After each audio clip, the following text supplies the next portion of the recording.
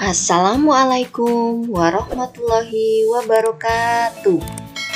Hai anak-anak semua, bertemu lagi dengan Bu Anita di video kali ini. Apa kabar kalian semua? Ibu harap kabar kalian selalu sehat dan tetap semangat. Di video kali ini, Bu Anita membahas mengenai tema 3, muatan pelajaran IPS, subtema 2 mengenai karakteristik tempat hidup hewan. Namun sebelum Ibu mulai, yuk kita berdoa dulu. Berdoa silakan dimulai.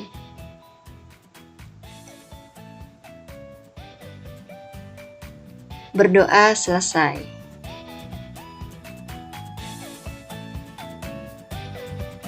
Setiap makhluk hidup mempunyai tempat hidup yang berbeda-beda.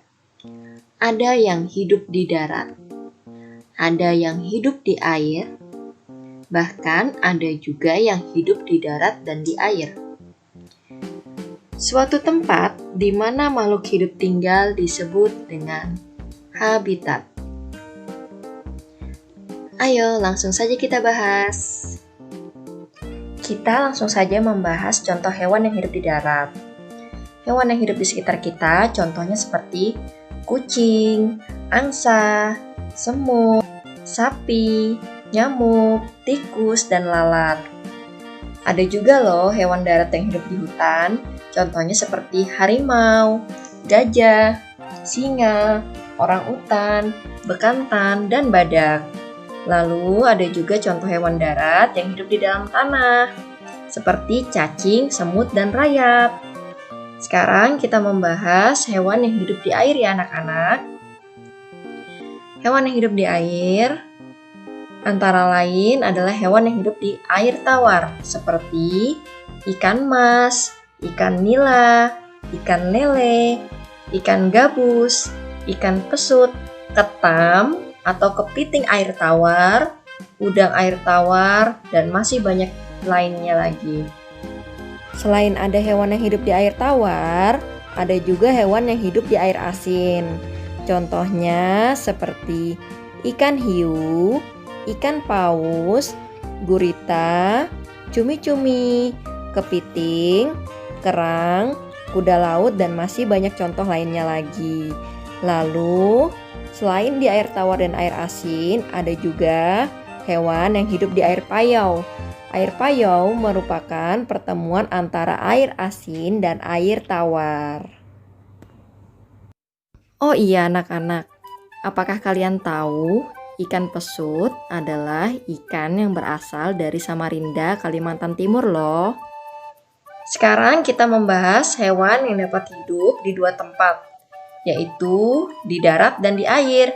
Contohnya seperti salamander dan katak.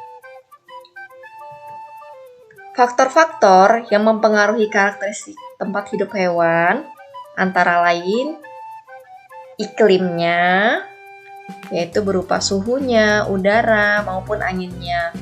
Lalu faktor kedua adalah lapisan tanah, mengenai kelembapan tanahnya, struktur tanahnya. Dan faktor yang ketiga adalah bentuk muka buminya, apakah terletak di dataran rendah atau terletak di dataran tinggi. Tuhan menciptakan hewan dengan bentuk dan jenis yang berbeda-beda. Setiap jenis hewan memiliki tempat hidup dengan karakteristik masing-masing. Tempat hidup tergantung pada ciri-ciri khusus yang dimiliki hewan tersebut. Berikut, Ibu akan menjelaskan ciri-ciri khusus beberapa hewan. Yang pertama kita bahas adalah mengenai ciri khusus pada cicak. Cicak mempunyai perekat pada telapak kakinya loh. Makanya pada saat cicak merayap di tembok, dia tidak akan terjatuh.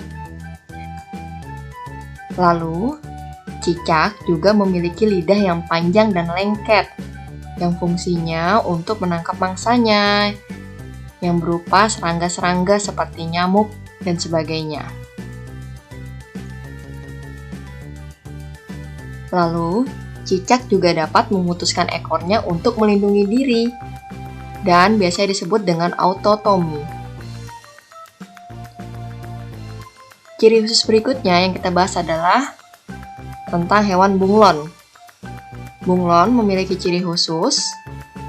Yang pertama, dapat mengubah warna kulit sesuai dengan benda yang ada di sekitarnya atau disebut dengan mimikri. Tujuannya adalah untuk perlindungan diri. Yang kedua, bunglon memiliki lidah yang panjangnya melebihi tubuhnya sendiri. Hewan berikutnya yang kita bahas adalah kelelawar. Kelelawar memiliki ciri khusus, biasanya hidup di tempat yang gelap seperti gua. Lalu, kelelawar juga dapat memancarkan bunyi dengan frekuensi tinggi atau biasa disebut dengan ekolokasi. Fungsinya adalah untuk mengetahui atau mendeteksi letak mangsanya dengan memantulkan bunyi.